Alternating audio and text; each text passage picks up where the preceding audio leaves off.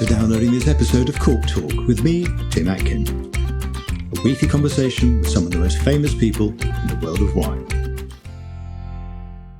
Robin Copestick got into the wine industry by accident when he saw an advert in the window of a wine merchant in Maida Vale. That led to a 19-year career at Moreno Wines before he set up his own business, Copestick Murray, in 2005.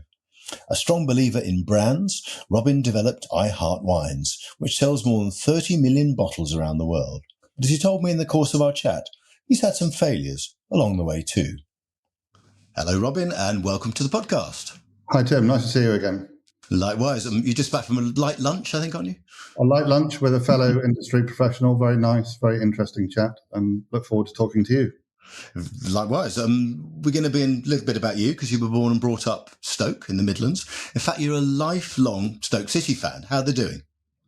They are doing very well for a change. They're second in the Championship, so I'm smiling, but I have to say that Stoke have ruined most of my life. So, but I'll take success when we get it. So that bad, is it? Terrible. But anyway, for now, it's good. Tell us a bit about your parents, because they were both teachers. Were they also food and wine lovers?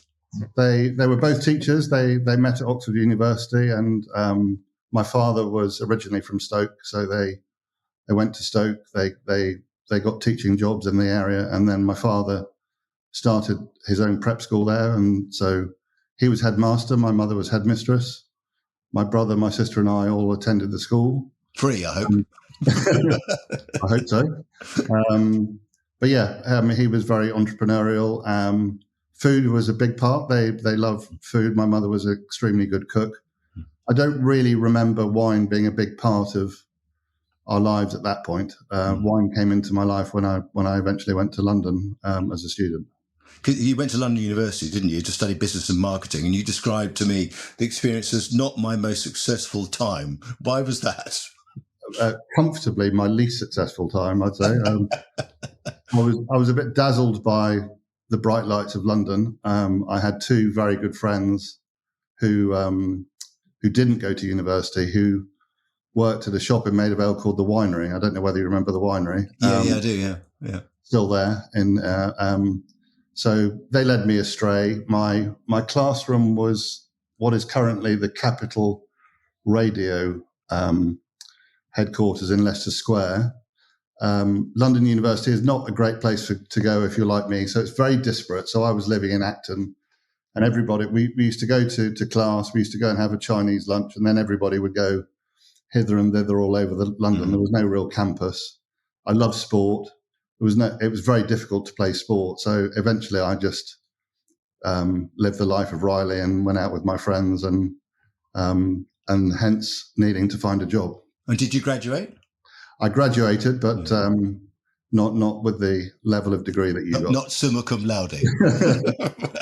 But you were a student living in Maida Vale. You got a job in a wine shop. And how did that come about? Well, because I was living the life of Riley, when I phoned my parents to say I'd run out of money, they said, okay, well, you better go and get a job. And I was living quite close to the Moreno Wine Shop in Marylands Road in Maida Vale. And there was an advert there for somebody to work part-time and weekends. So that fitted in with my student life. And then I walked through the door, and there was Juan Moreno Sr., who was a wonderful man. I don't know whether you remember him, Manuel's father. I do remember him, yeah. Great guy, very passionate about Spain, and sort of became my sort of second father in a way. So. Wasn't he a Basque refugee? No, he was Madrileño. So he escaped. I'm pretty sure this is right. He escaped from Madrid as a young man and got to North Africa, but then got captured, sent back to Madrid, escaped again, and this time he went through France and found his way to England. And the Basque connection was he then met Salome, who was his future wife, who was a Basque refugee. And I have a feeling that she might have been on the Guernica boat, or there was some connection there with that famous boat. But anyway, they both ended up in Cambridge. They met there. Yeah. And then Juan became a lorry driver, driving around live munition around sort of Cambridge, Norfolk area. But then obviously retained his affinity for Spain and his love of Spanish wine. So eventually started his own shop in the 60s, I believe. And did you know anything about wine then or not? Not really, only from my friends. So it was very tenuous. But he was incredible with me. So he would give me a bottle of wine every now and again, and I would only get another bottle of wine if I gave him a proper tasting note. So it couldn't be jammy. This is nice. This is nice. I had to put some thought into it. And I remember living with a friend who used to wait for me to bring the bottle of wine home. And before we guzzled it, I made him sort of concentrate for a few seconds just so that we could get some good description about the wine down. Yeah. I mean, it was very fortuitous, wasn't it? Because you stayed there for 19 years and eventually became joint managing director. And you were selling Freshnet Cordon Negro at one point. Little did you know what role that brand would play in your later life, really. And what were you doing? Were you mostly in the shop or were you out on the road? What were you doing? In the end, I probably did almost every job, but I started in the shop. So working the sort of late shift and the weekend shifts that nobody else wanted to work. And then when I left university, I became their first salesman. Then I became their first sales director. And then, as you said, I became joint managing director. I think that Freshnet Cordon Negro was the first bottle of wine that I ever sold. So that it's a good story, even if it's not true. Yeah, let's pretend it was. Right. So incredible how the company is now called Freshnet Copestick in the UK, how life goes in full circle. And Freshnet it would have been a better story if Freshnet was the first winery I visited. Cunet was the first winery I visited. Freshnet was the second winery I visited. So I always had a great affinity with the brand and amazing to be involved with it again. Yeah, and what sort of reputation did Spanish wine have in the UK at the time? Not good, presumably. It was just beginning, was it? It was very, very esoteric. Yeah. So it was the bad old days of wine, really. So it was the popular brands were Hirondelle and, Livre Milk was one of the favourites, and Stoles of Chelsea was just starting. Stoles of Chelsea. Well, I remember that. But Rioja started to get a good reputation, and then Cava started to come up, and then the job of Moreno really in those days was to go and find these weird and absolutely wonderful wines that are now still around the market, and so we were pioneers really at the time. I was going to ask you that. I mean, was Moreno ahead of its time? It was specialised really in one country, still does, in fact, doesn't it? And they were a retailer as well as an importer. Was anybody else doing that at the time? Nobody else. We weren't. The only people who challenged us really, if you remember, were C&D, who are still around, but C&D were more trade rather than retail. So we were pretty much on our own, and it was hard to convince people at the time because everybody thought that Bordeaux and Burgundy was where life began and ended with wine. But as with all these things, as wine became more popular, people started to explore more areas. And no, we had an amazing time exploring and finding new wines. And don't forget, we were also we were the first people really into Chile in a big way. So with Santa Rita, which was a fortuitous find. So Rodrigo Buceta, who you may remember, was there. Yeah, I remember him very well, yeah. He wrote a fax to Carlos Reed saying, "Dear Mr. Reed, I love your book." Well, it was Carlos's dad who wrote the book, and Carlos had left Moreno. Jan Reed, yeah. Yeah, Jan Reed. And Carlos had left Moreno, but I picked up the phone and said, "Hey, Rodrigo, great fax. We're interested." And suddenly this amazing wine came over, Cabernet and Sauvignon, that was fresh and clean and delicious, and the supermarkets went mad for it. Yeah. And that wine at the time was made by Ignacio Recabarren, who you remember very well. And, I do. Still know. And then Ignacio left Santa Rita and did a JV with Santa Carolina to create Viña Casablanca, and that was really the big thing for Moreno, because Viña Casablanca was a very successful brand in its own right for 5 or 6 years, and changed the company markedly. Yeah. I mean, you left Moreno to work for an Australian company, McGuigan Simeon. You worked for Brian McGuigan. Now, I have this memory of him as having a very strong handshake. Is that wrong? Very strong handshake. Very, very amusing character. Great guy to work for.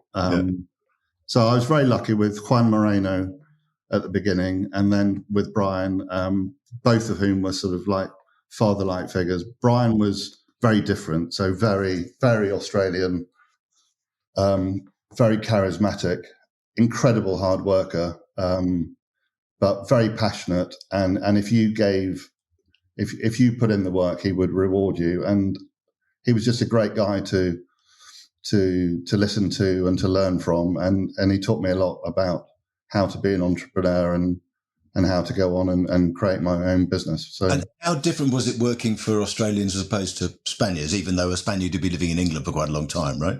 Chalk and cheese, so completely different. And don't forget at the time, so we talked about how Spain had become slightly more popular, but Australians' popularity from the mid-90s to the early 2000s when I joined them just was exponential, the growth in Australia. So the UK public had really taken to Australian wine.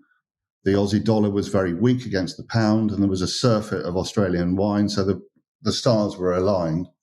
But they were much more ambitious. They were much more open to business. They were much more ready to go and do deals with the supermarkets, who themselves were becoming more powerful in those days.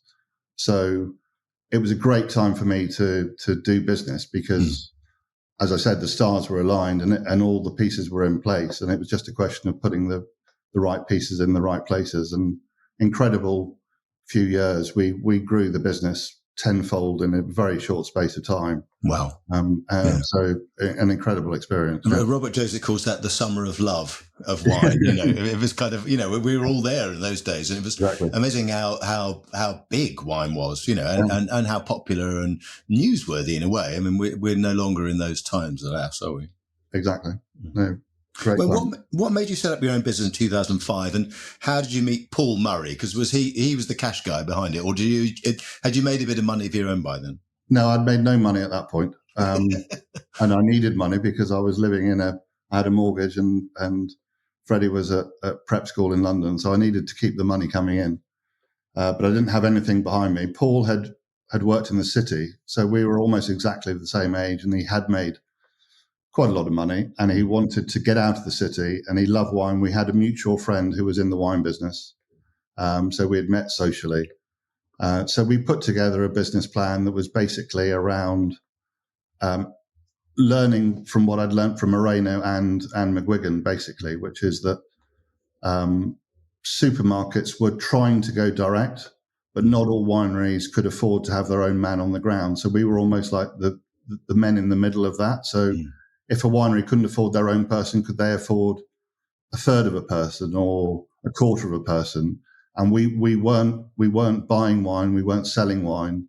The winery would invoice the retailers. We would just do the negotiation on their behalf. We were almost like their export office, but we were based in the UK. And it was a model that worked incredibly well for 5 or 6 years. We had a lot of fun. We picked up a lot of business. We had some amazing success.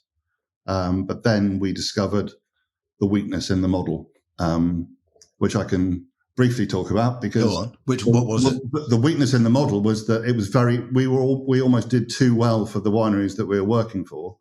So then they needed to have their own office, and then we were expendable. So we've done this great job for them, but then it was thanks very much and off you go. So at that point in 2010, 11, we realized that we had to sort of flip our model and actually become more like a more regular UK agent stroke distributor. And that's when we created iHeart, which changed our world again. Yeah, let's kind of come back to that in a second. Just tell us now, what does Copestick Murray, now called Freshnet Copestick, do? I mean, what are you mostly focused on? Is it largely selling to the off-trade still? Are you still selling to the supermarkets, things like that?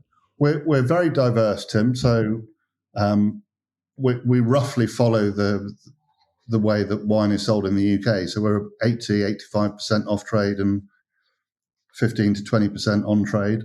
A lot of business through the major multiples for Freshnet and iHeart and Mianetto, which is the Henkel-owned Prosecco.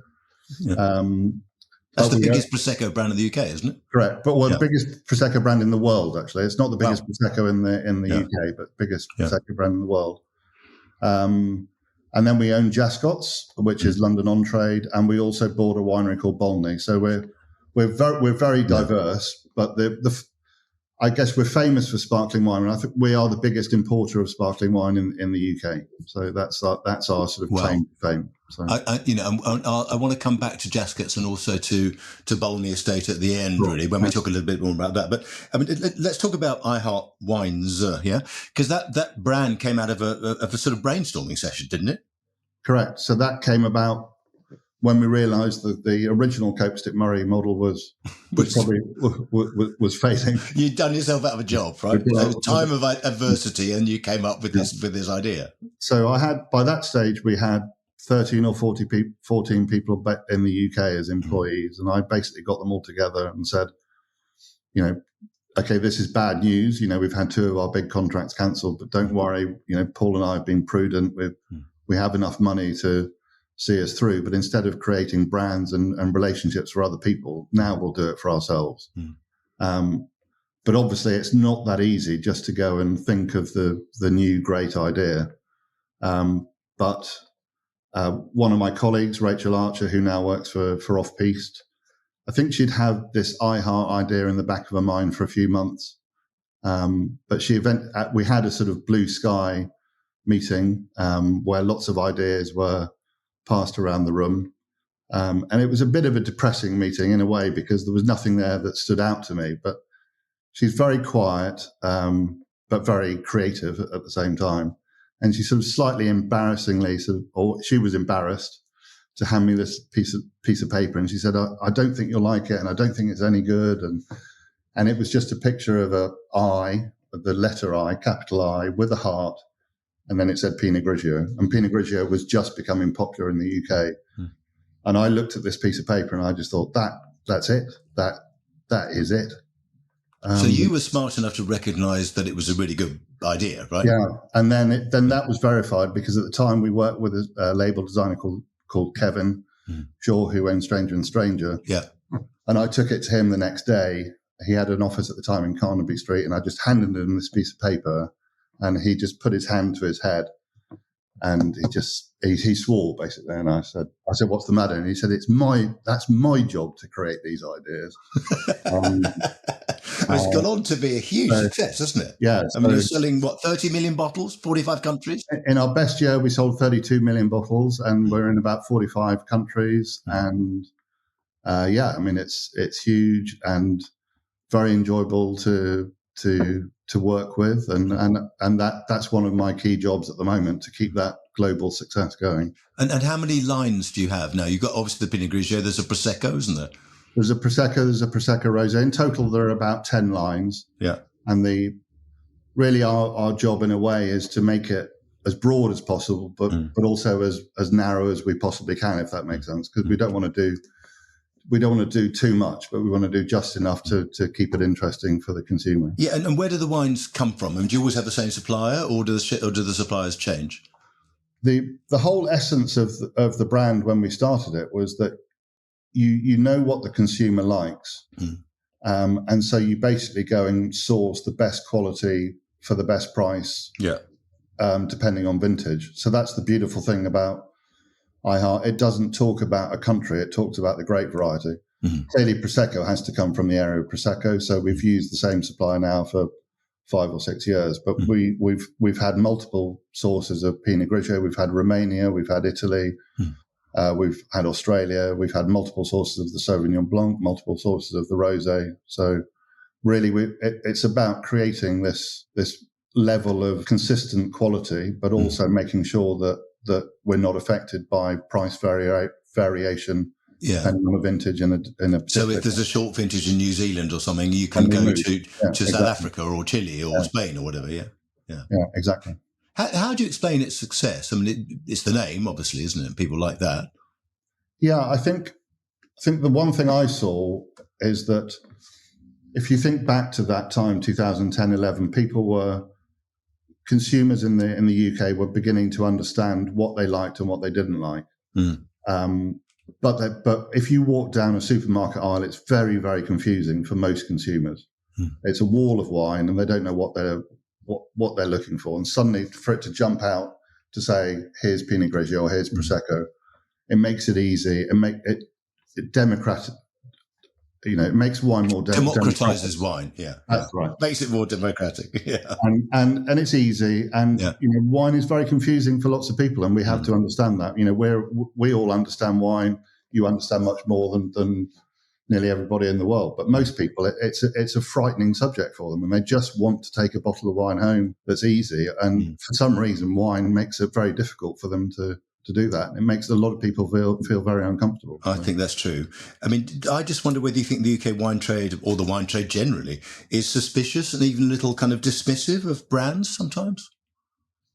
There are parts of it. I think too many people say the wine trade as one thing, and there are so many different parts of the wine trade. So the branded wine trade acts very differently to the wine specialists who only serve the specialist shops and the restaurants.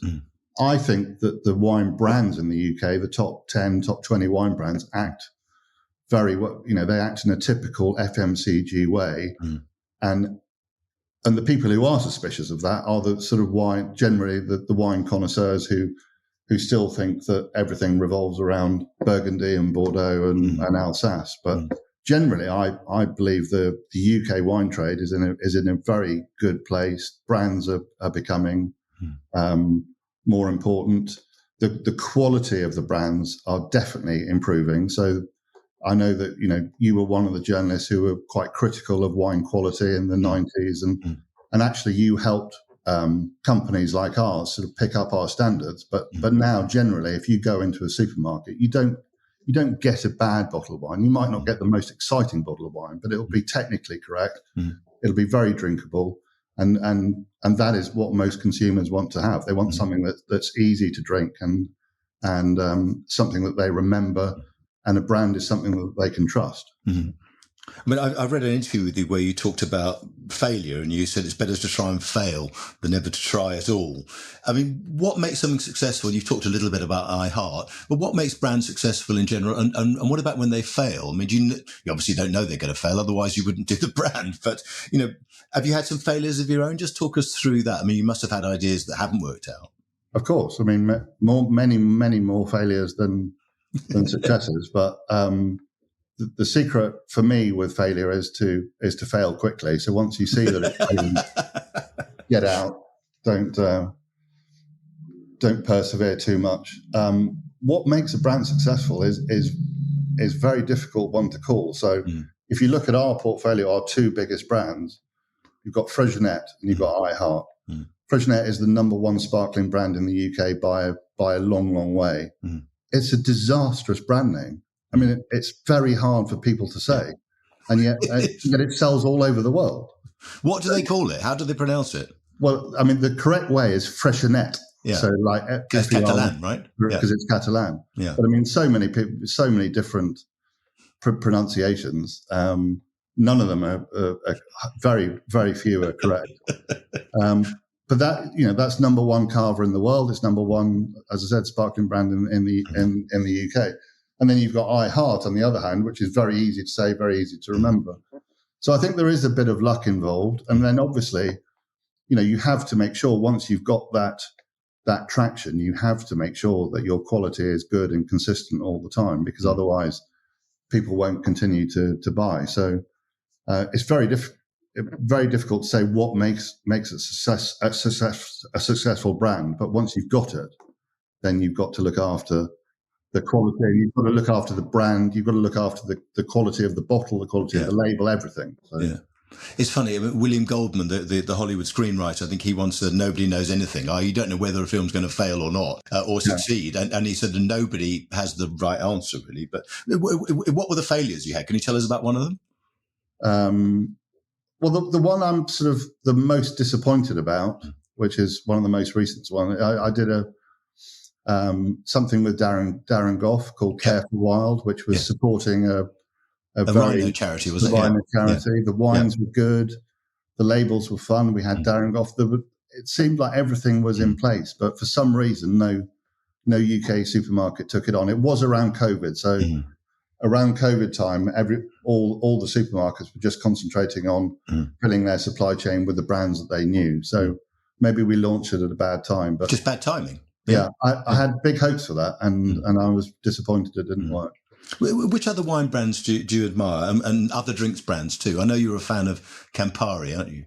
I love Campari. How do you know that? I'd read it somewhere. did my research. Yeah. I love Campari as a drink, and I think it's a great brand. I do too. Great aperitif. And then the other brands that I really admire outside of Henkel Frisianet, I think they're all owned by LVMH, which is a bit disappointing. But Ruinart Blanc de Blanc is one of my favourites. Now, I don't just like the wine, but I love that bottle. It's something quite iconic. It makes me feel good when I see that and drink that. You'll probably hate me for saying this because I know you probably don't think it's the best wine, but Dom Perignon makes me feel very happy. I don't know why. Yeah, probably not the best wine of its type, but something about it. And similarly, I really admire what Whispering Angel have done for Provence. And again, probably not the best quality wine, but best example of Provence, but good branding. So you can tell I'm sort of more marketing led. I'm not the greatest connoisseur of wine, but I like nice wine. But I like both. I like to feel that I've got a fun product in front of me as well as a decent glass of wine. But I just wonder, you're talking about Provence. Can a region be a brand? Is Champagne a brand in a sense? The region, is Provence a brand? I think Champagne and Provence are the two regions that I admire the most because they're the wines they're the regions that command a high price consistently. They've got the marketing right. They've got everything is right. They provide a good glass of wine and they've got the marketing spot on. And then in other areas, I think Rioja's the same. I mean, I know you're a big fan of Rioja, but I think Rioja's a great brand, and Rioja itself outstrips all of its own brands. So Rioja is the brand, and then the actual brands are secondary to Rioja. And I love Rioja too. And then in other examples, you've got things like Malbec. Malbec's more famous than Argentina, I would say, as a brand. And then you've got Sauvignon Blanc, more famous probably than Marlborough. New Zealand, yeah. So, and do you have an I Heart Malbec? You must have, do you? We have an I Heart Malbec from Argentina, and it sells very well. Yeah. Tell me a little bit more about brand communication. How should a brand owner communicate with customers? And I wondered how important is social media these days, and what other things help you to get the message out? I would say this is an area that's probably changed the most in the last 20 years. So in my opinion now, when you get a listing with a supermarket, I like to say that we're renting shelf space from them. So it's up to us to prove that we are capable of providing the pull. So they've given us the space, and now it's up to us to provide the pull. It's not just about getting the distribution. And so the job of the brand is very much 360-degree marketing. So we have to do the social, we have to do events, we have to work with the supermarkets to do in-store activity. So it's everything. You have to do everything. You can't just rely on the supermarket just to provide the distribution. Social media is important.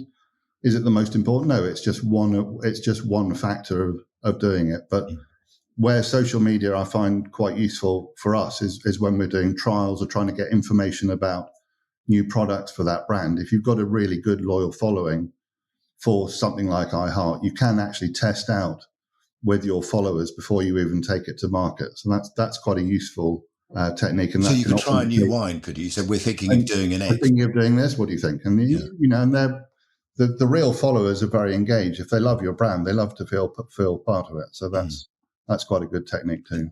Yeah, so it's kind of free advice in a way, isn't it, from the people who are actually buying the stuff? Yeah. Saves you quite a bit of time, and it also gives you confidence when you're talking to the buyer about a new product. You can say we've talked to 300 or 500 or 10,000 consumers, and they like it. Mm-hmm.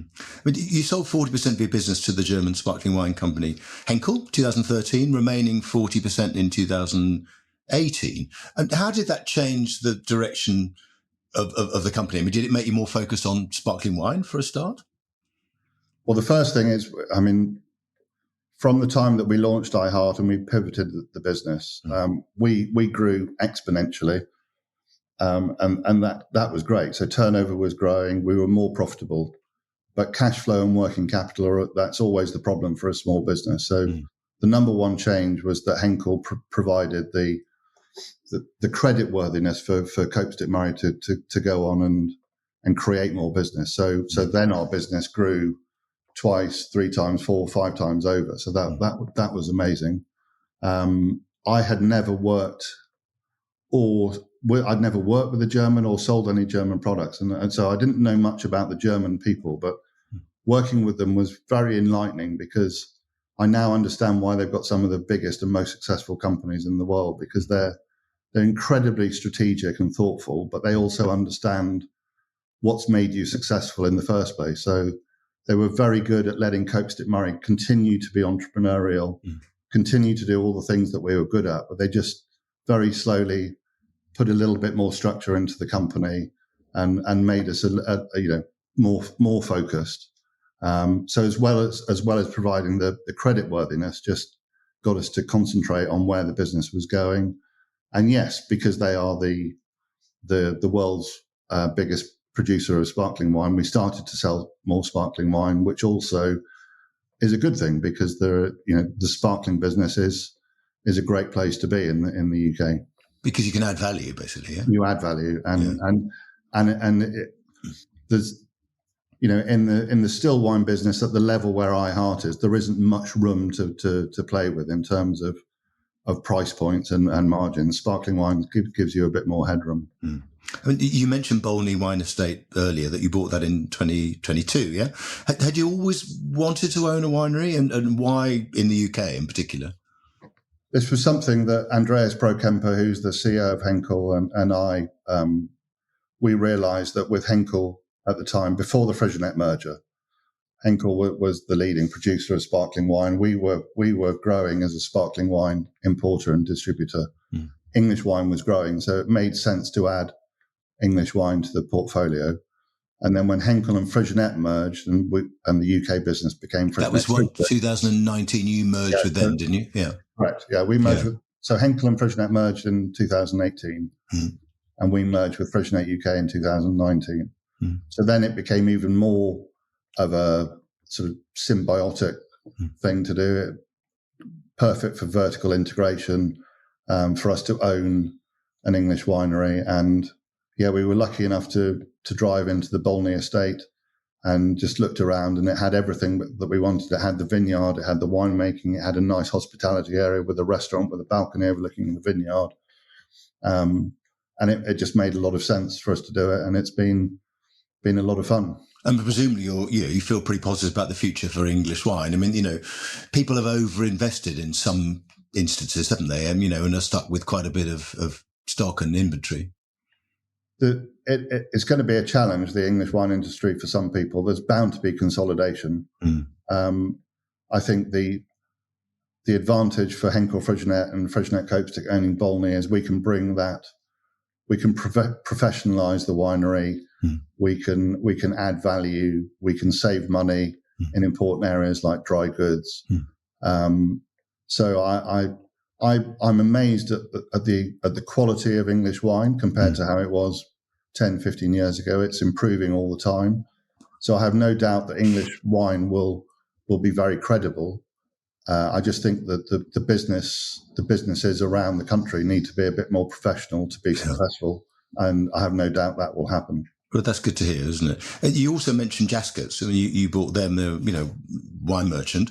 I just wonder how the role of a wine merchant has changed since you walked through the door of Moreno Wines, when you're a university student, to what you're doing with Jaskets now. I mean, how do they differ?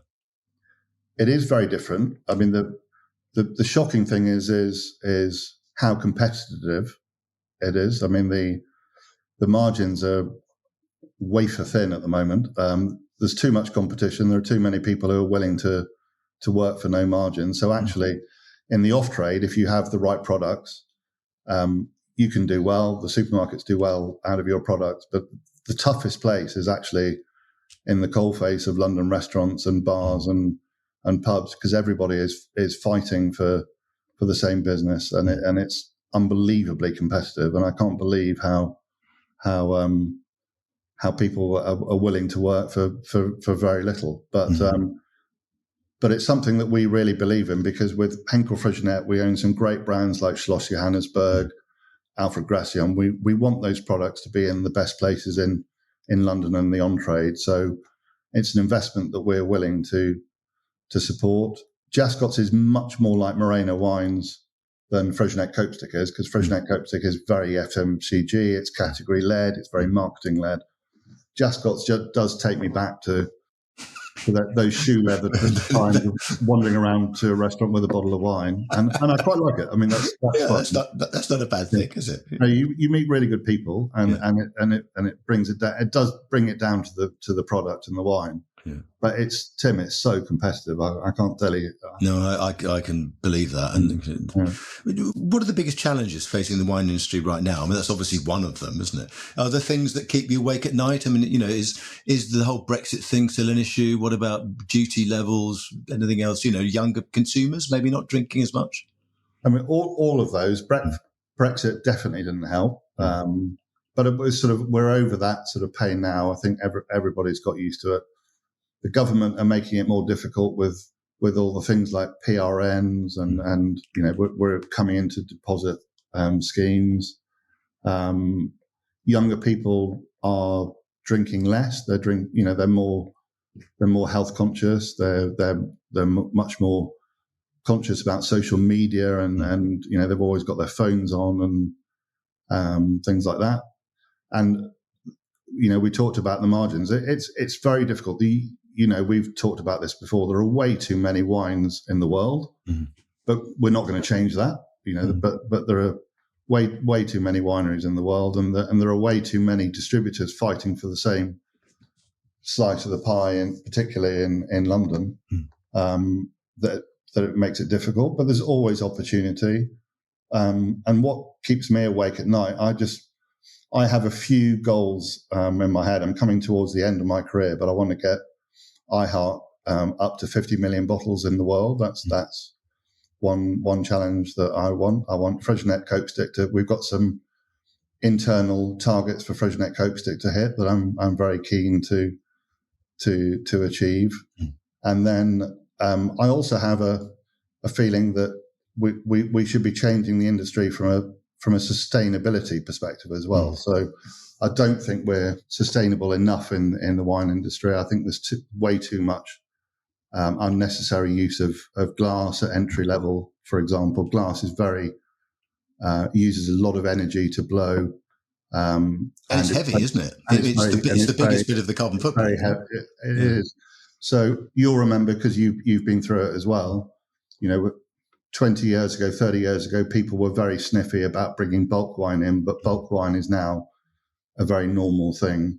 Then people got very sniffy about Stelvin, but Stelvin is now a very normal screw caps. Yeah.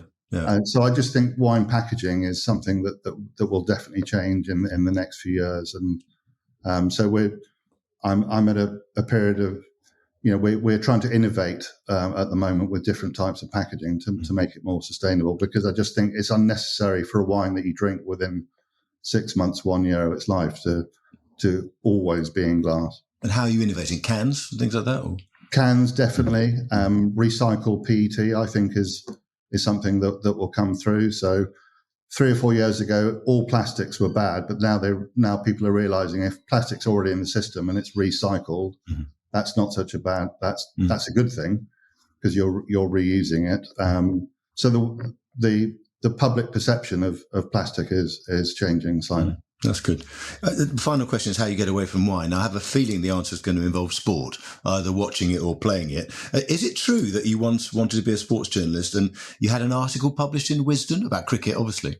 I had an article published in Wisden about Sean Udall, who I met on a golf course. Poor old Sean now got Parkinson's disease. It was before he got Parkinson's, but I like to think I got him into the England team because I probably didn't, but I wrote a very nice article about what a nice guy and what a good cricketer was, and Wisden published it. I also had an article published in The Caterer about L'Escargot, that Soho Institute of a restaurant. I love writing, and I think I've probably ended up doing the right thing. I really admire you and other wine journalists. I don't know how you produce so many articles all the time. It took me... We'd starve otherwise. it took me about a week to write 100 words. I don't know how you did it, but I really enjoyed it. But typically, I was a bit too impatient. I wanted to go from 0 to 100. I only wanted to go to Lords and write about England. I didn't want to do the minor county matches. So, and you still play a lot of golf, don't you? Golf. I mean, and you still play cricket or not? I did play cricket. My last game was about a month ago, and I was so bad that I will definitely never play again. I'm still playing golf, and I've taken to paddle, which I like, and I still play a bit of squash. And I love watching England rugby, England cricket. I don't love watching Stoke City play football, but I have to do it. But yeah, it's mainly about sport. And I'm lucky, like you. I mean, I love my job. So, I mean, wine is my job, but it's a hobby, and I love restaurants, and I love traveling, and wine facilitates all of that. Really. Yeah, I think that's a fantastic note to end on. Let's hope this is the year for Stoke City. They owe you one, right? They definitely do. Yeah. See you, my friend. Great. Thanks very much. Good to talk to you. And you. What a fascinating take on the world of wine, and it's good to hear the story behind I Heart Wines. Next week on Cork Talk, my guest is Eduardo Chadwick from Viña Errázuriz in Chile. Join me then. Thanks for listening to Cork Talk. If you want to read more reports, articles and tasting notes by me, go to my website, timatkin.com. You can also follow me on Twitter @TimAtkin and on Instagram @TimAtkinMW. See you next week.